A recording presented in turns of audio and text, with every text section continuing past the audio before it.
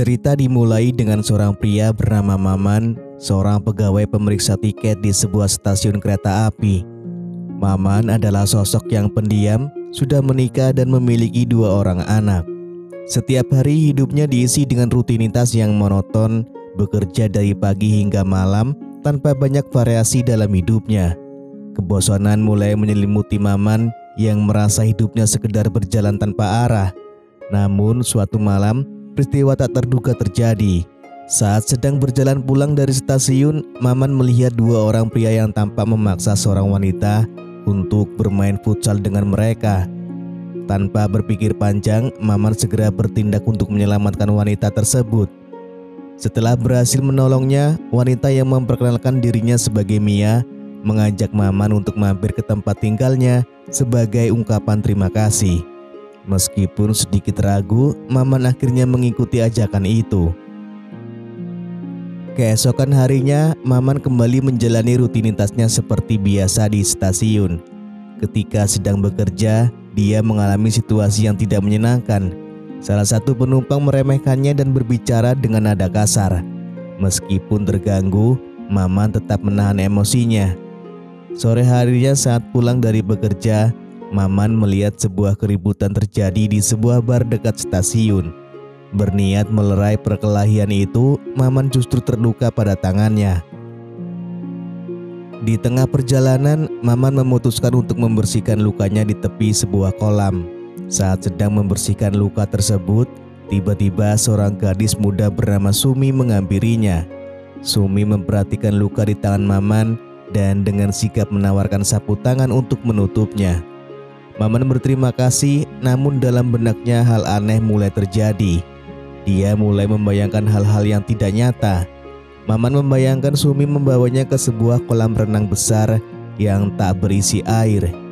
Di sana, dalam imajinasinya, Sumi perlahan membuka semua lapisan armor yang melindungi dirinya, memperlihatkan sesuatu yang berharga di hadapan Maman. Setelah itu, Maman memutuskan untuk mendatangi tempat tinggal Mia secara diam-diam. Meski Mia menyadari kedatangan Maman, ia tidak keberatan sama sekali, mengingat pria itu pernah menyelamatkan dirinya dari situasi yang berbahaya. Beberapa hari setelah insiden tersebut, Maman mengalami perubahan rutinitas di tempat kerja.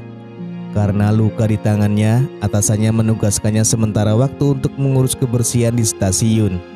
Maman sangat membenci pekerjaan baru ini, bukan hanya karena monoton tetapi juga karena ia merasa diperlakukan seperti pegawai rendahan. Hatinya penuh dengan kejenuhan dan kekecewaan yang semakin memuncak. Waktu berlalu dan akhirnya Maman kembali ke posisinya sebagai pemeriksa tiket. Pada suatu hari setelah jam kerja, Maman tak sengaja bertemu lagi dengan Mia di jalan. Mereka berbincang singkat sebelum memutuskan untuk nongkrong di sebuah kafe kecil yang tak jauh dari stasiun. Sore itu, obrolan mereka terasa hangat dan penuh dengan kesederhanaan, membuat Maman merasa rileks untuk pertama kalinya setelah sekian lama. Setelah menghabiskan waktu di kafe, Maman menawarkan diri untuk mengantar Mia pulang. Saat sampai di tempat tinggalnya, Maman dikejutkan dengan kehadiran Sumi, gadis yang pernah ditemuinya sebelumnya. Ternyata Sumi adalah teman satu kos Mia. Musim berganti dan pada suatu akhir pekan, Maman memutuskan untuk membawa keluarganya pergi piknik bersama. Suasana ceria mengisi hari itu, terutama ketika anak-anak tanpa asik menangkap serangga yang bertebangan di sekitar taman. Sementara itu, Maman secara tidak sengaja melihat sepasang kekasih yang tampak sedang asik bermain futsal di kejauhan. Pemandangan itu mengusik pikirannya, membuatnya melamun tentang banyak hal. Setelah pulang dari piknik, anak Maman dengan antusias mulai mengawetkan serangga hasil tangkapannya, menyusunya rapi di dalam kotak kecil yang disiapkannya. Saat melihat koleksi serangga anak itu, sebuah ide liar melintas di benak Maman. Terinspirasi oleh hobi anaknya, ia mulai merencanakan sesuatu yang aneh. Dia menyamar sebagai seorang guru biologi untuk bisa membeli obat tertentu di apotek tanpa dicurigai. Dengan rencana yang sudah matang, ia akhirnya berhasil mendapatkan obat yang diinginkannya. Sesampainya di rumah, Maman melakukan eksperimen kecil menggunakan obat tersebut pada seekor katak. Ketika percobaan itu berhasil sesuai harapannya, ia merasa semakin yakin dengan langkah selanjutnya. Tanpa membuang waktu, Maman pergi membeli perlengkapan tambahan berupa sarung pengaman. Kemudian, Maman pergi nongkrong di sebuah kafe kecil dekat stasiun, tempat ia sering beristirahat sepulang kerja. Namun, kali ini tujuan Maman berbeda. Ia sengaja datang ke sana untuk menguping percakapan para pegawai kafe tersebut. Setelah beberapa lama, ia mendengar kabar bahwa salah satu pegawai bernama Nerika tinggal sendiri tak jauh dari kafe. Mendengar informasi ini, Maman mulai melancarkan aksinya. Ia mengikuti Nerika hingga depan rumahnya, merencanakan langkah berikutnya tanpa disadari oleh siapapun. Setelah mendapat obat dari apotik, Maman langsung menuju tempat tinggal Mia dengan niat untuk mencoba hasil eksperimennya. Tanpa ragu, ia menyemprotkan obat tersebut ke dalam kamar Mia, berharap efeknya bekerja dengan cepat. Benar saja, tak lama setelah itu, Mia pun terlelap dalam tidurnya yang dalam.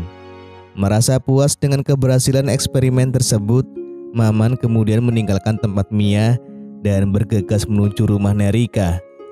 Tanpa banyak kesulitan, Maman berhasil memanfaatkan keadaan saat Nerika tak sadarkan diri dan menikmati kue serabi milik Nerika di tengah malam itu. Keesokan paginya, Nerika bangun dengan perasaan yang tidak enak. Ada sesuatu yang terasa janggal, seolah-olah ada hal yang aneh telah terjadi, namun ia tak mampu mengingat dengan pasti apa yang telah terjadi semalam. Di tengah kebingungannya, Nerika mencoba meyakinkan dirinya bahwa mungkin ini hanya perasaannya saja. Sementara itu, Maman yang merasa was-was dengan aksinya memutuskan untuk mengajak Mia keluar. Mereka pergi ke kafe tempat di mana Nerika bekerja. Dengan dalih ingin bersantai, sebenarnya Maman memiliki tujuan lain, yaitu memantau keadaan Nerika dari jauh untuk memastikan segalanya berjalan dengan baik dan tidak ada kecurigaan. Setelah mengamati bahwa Nerika tampak baik-baik saja dan tidak menunjukkan tanda-tanda mencurigakan, malam harinya Maman kembali ke rumah Nerika. Kali ini tanpa keraguan, ia kembali menikmati kue serabi milik Nerika. Pagi harinya, Nerika terbangun lagi dengan perasaan yang sama, bingung dan resah. Kali ini kecurigaannya semakin besar. Merasa ada sesuatu yang benar-benar salah, ia bahkan mempertimbangkan untuk melaporkan hal ini ke polisi. Namun karena tak ada bukti nyata atau petunjuk apapun, ia mengurungkan niatnya dan memutuskan untuk menyelidiki sendiri. Nerika mulai bertanya-tanya kepada teman-temannya di kafe apakah ada di antara mereka yang mungkin datang ke rumahnya saat ia tidak sadar. Namun dengan kompak mereka semua menjawab tidak. Hal ini membuat Nerika semakin bingung dan resah, tidak tahu harus berbuat apa, tetapi instingnya memberitahunya bahwa ada sesuatu yang salah di balik semua ini. Sementara itu, Maman merasa bosan dengan rutinitasnya dan memutuskan untuk mencari suasana baru. Ia mulai mencari korban lain untuk melancarkan aksinya. Namun tak disangka saat Maman sedang beraksi di tempat lain, Nerika justru sedang berjaga-jaga di kamarnya, menunggu hal aneh yang mungkin terjadi seperti sebelumnya. Namun malam itu tidak ada yang terjadi, membuat Nerika semakin bingung dan was-was. Beberapa hari kemudian, Nerika terlihat sedang berkencan dengan seorang pria di bioskop. Maman yang diam-diam memantau Nerika mulai merasakan cemburu. Ia bahkan sengaja mengikuti mereka setelah film selesai. Ketika pria tersebut keluar dari bioskop, Maman mendekatinya dan tanpa ragu melayangkan tinju ke wajahnya, mengekspresikan kemarahannya. Malam harinya, Maman kembali menyelinap ke rumah Nerika. Setelah puas menikmati kue serabi milik Nerika, Maman melakukan hal yang tidak terduga. Ia membersihkan seluruh rumah Nerika dan merapikan segala sesuatu di sana. Esok paginya ketika Nerika bangun, ia terkejut melihat rumahnya yang sudah rapi tanpa ia sadari. Nerika sempat mengira bahwa pasangan kencannya yang melakukan hal tersebut sebagai bentuk perhatian. Dengan penuh rasa ingin tahu, Nerika menelpon pria tersebut untuk menanyakan apakah dia yang telah merapikan rumahnya.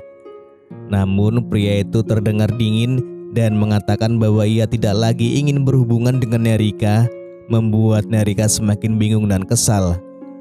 Kini Nerika merasa semakin terasing, tidak hanya karena misteri yang melingkupi hidupnya, tetapi juga karena orang yang dekat dengannya tampak menjauh tanpa alasan yang jelas. Sementara itu, Maman mulai semakin nekat dengan aksinya. Kali ini ia memutuskan untuk membeli sebuah kamera guna mendokumentasikan setiap aksi yang ia lakukan. Suatu hari saat sedang asik melihat hasil foto-foto rahasianya di kantor, salah satu rekan kerjanya secara diam-diam mengamati aktivitas Maman. Ketegangan pun tak terhindarkan hingga akhirnya berujung pada perkelahian sengit di antara mereka. Meski demikian, kejadian itu tidak membuat Maman kapok dan ia tetap menjalankan aksinya tanpa henti. Seiring berjalannya waktu, Maman bahkan merubah penampilannya demi menyamarkan identitasnya saat mencari korban baru. Akibat terlalu sering keluar malam dan menjalankan aksinya, Maman akhirnya memutuskan untuk berhenti dari pekerjaannya sebagai pemeriksa tiket.